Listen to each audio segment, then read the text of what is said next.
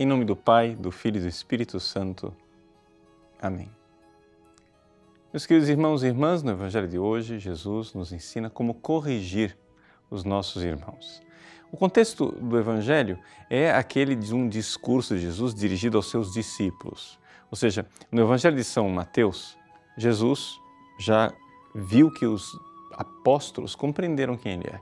A profissão da fé de São Pedro foi bem clara no capítulo 16. Agora, no capítulo 18, que a igreja vai ser edificada sobre aquela fé de Pedro, Jesus quer nos ensinar a sermos um só corpo, a compreendermos que, enquanto igreja, nós somos uma comunidade, mas no sentido bem profundo dessa palavra, uma unidade, ou seja, eu devo me relacionar com o outro como uma parte de mim.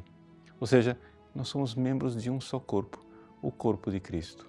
E por isso, nós que cuidamos do nosso corpo, da saúde do nosso corpo, devemos cuidar daquilo que é a realidade mais importante para nós, a nossa salvação eterna. Por isso, meus queridos, é importante aqui nós entendermos de que tipo de correção Jesus está realmente falando nesse Evangelho. Nós precisamos ir lá corrigir o irmão? Sim, mas tendo em vista a salvação eterna dele. Isso é muito importante.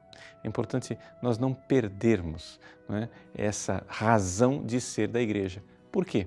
Porque, infelizmente, existe uma tendência de esvaziar o Evangelho para realidades intramundanas, como se Jesus estivesse nos ensinando uma espécie de etiqueta, de norma comunitária, simplesmente, no sentido raso da palavra comunidade, somente para uma pequena sociedade intramundana aqui dessa terra, pequenas regras sociais.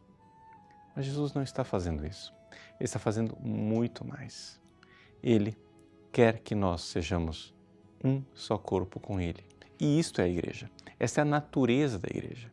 A igreja é a continuidade do ressuscitado ao longo da história.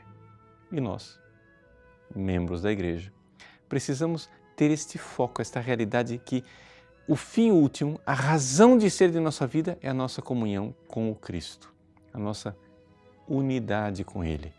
Por isso Jesus fala aqui aquilo que Ele disse antes a Pedro: o que ligares na terra será ligado no céu, o que desligares na terra será desligado no céu. Isso quer dizer que a igreja, né, é uma unidade aqui na terra, mas que fala de uma outra unidade lá no céu com o Cristo. Teu irmão pecou, é necessário corrigi-lo. Mas corrigi-lo por quê? Porque ele tem a alma em perigo.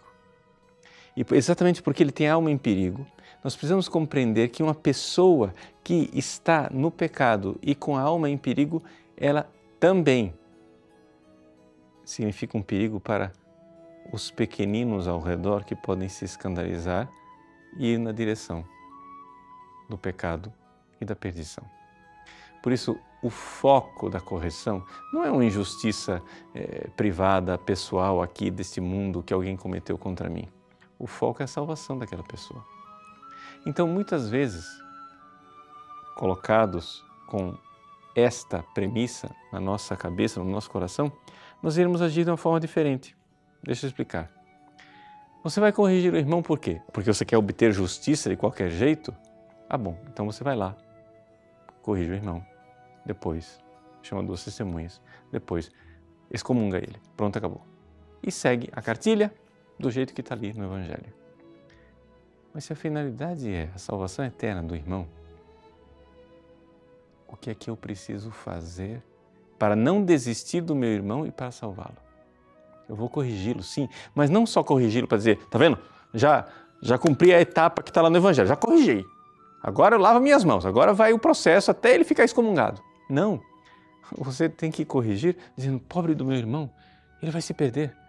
E você precisa ir com o coração de Cristo, ir lá, tentar salvá-lo, tentar corrigi-lo, tentar convertê-lo, tentar ganhá-lo para o céu. O Evangelho de hoje é isso, é um método de nós ganharmos os nossos irmãos para o céu, porque buscai primeiro o reino de Deus e tudo mais será acrescentado. Deus abençoe você. Em nome do Pai, e do Filho e do Espírito Santo. Amém.